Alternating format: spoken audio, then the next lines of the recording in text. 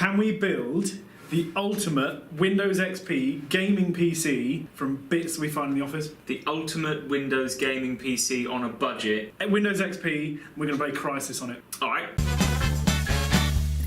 Mate, so what's our budget? 0.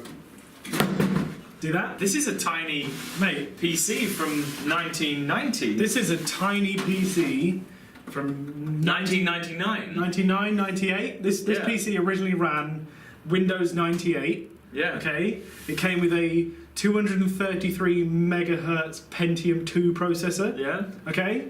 So we're going to take this. Now I've already started. Yeah. I won't lie to you. I've already started. We're going to take this. We're going to turn it into the ultimate Windows XP gaming PC for £0. For nothing. Yeah. And this is a sleeper PC on a budget out of stuff that we've made throughout the office. Like, we've got a load of gubbins lying around. We haven't been out and bought anything. If you want to subscribe, go do that. And then, in a future video, if you will leave a comment down below, we'll play some old XP games on this machine that we built for nothing. Crysis.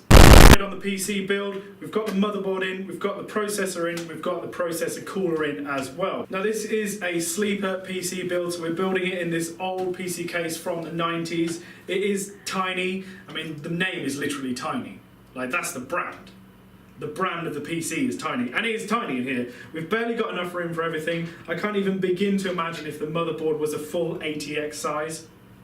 And we've still got to cram in on the hard drives. We've still got to cram the power supply in. It's going to be a tough job. So let's take a look at the rest of the parts that we're going to be putting into this ultimate sleeper build. So we've already got the motherboard and the CPU in. There's the graphics card. It's an NVIDIA GTX 9800. There's our floppy drive. We've got our hard drive as well. We've got a brand new power supply. I didn't want to blow myself up, so I did buy a power supply. We've got a DVD drive there as well, and a little fanny. We've got some cables, SATA and IDE cables. We've got some RAM, 3.5 gigabytes of RAM, more than enough. So let's get building. So first of all, we've already got the motherboard fitted, so now we're putting in the RAM sticks. As I said, 3.5 gigabytes of RAM, which is about the most you can get into a 32-bit Windows XP. We've got our hard drive sliding in the front there. We don't have any room anywhere else in for it, so it's basically taking up the space of a disk drive. And no quick release on these things either, so those are screws holding everything together. It's like a Meccano kit, and the DVD drive going in as well.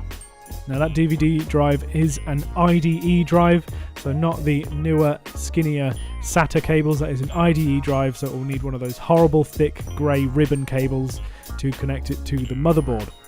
The floppy drive going in as well, and floppy disks have their own special type of cable that's not quite the same as an IDE cable, but looks like one, so it's very easy to get those mixed up.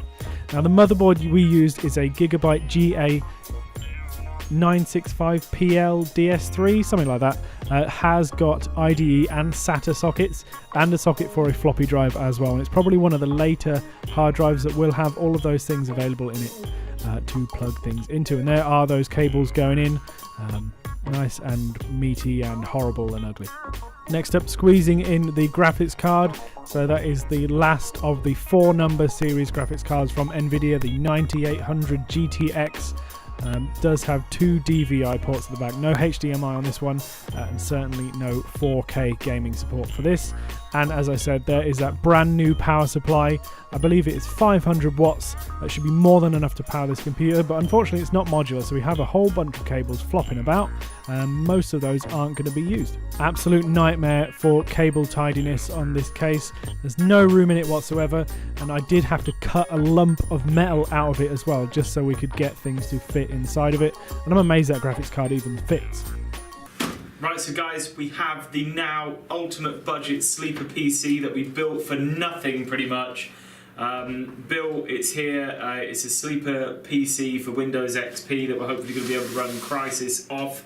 That we built out of just spare parts and gubbins. There's a hole here as well. There's a hole. Fan. I'm going to put that in there, like that. Suck air in the front to go with this one that goes on the side. So we'll get that sorted out, but I want to get it plugged in. See if it works. Boot it up. I want to see if it does anything. Right, so let's try and run this ultimate budget sleeper PC for the first time, mate. That's right, so we've built the PC now. Or rather, Jack built the PC. I've done it. You saw me do it. I've done it. And now it's here. I've got it plugged into this monitor. SCART cable, bruv. No, it's not SCART. It's VGA. It's VGA. Okay, so it's VGA. Turn that power supply on back there. Okay, power supply activating. Okay, it didn't explode. Good. Okay, I've wired up the actual power button as well, so... More than that's supposed to happen, right? Well, I mean, yeah, but it did... This fan turned. Okay, nothing's happening.